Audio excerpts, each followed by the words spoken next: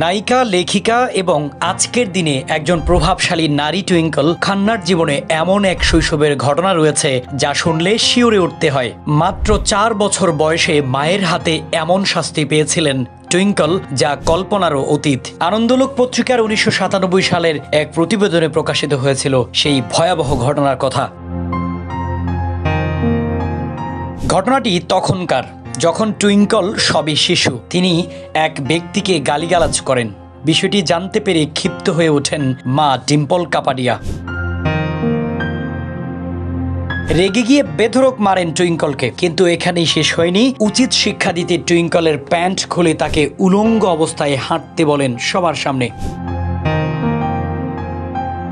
এই অপমানজনক অভিজ্ঞতা টুইঙ্কলের মনে গভীর ক্ষত তৈরি করে। সে কারণে বহু বছর মায়ের সঙ্গে তার সম্পর্ক ছিল টানাপোড়েনের। একাধিক সাক্ষাৎকারে তিনি জানিয়েছেন, ডিম্পল ছিলেন নিষ্ঠুর মা। টুইঙ্কলের নিজের ভাষায়, মা যেভাবে শাসন করতেন তা সহ্য করাই মুশকিল।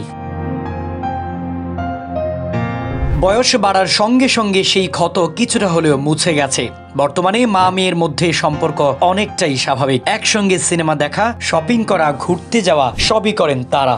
তবুও টুইঙ্কল নিজেই স্বীকার করেছেন, শৈশবের সেই ঘটনা আজও মনে করলেই কষ্ট হয়।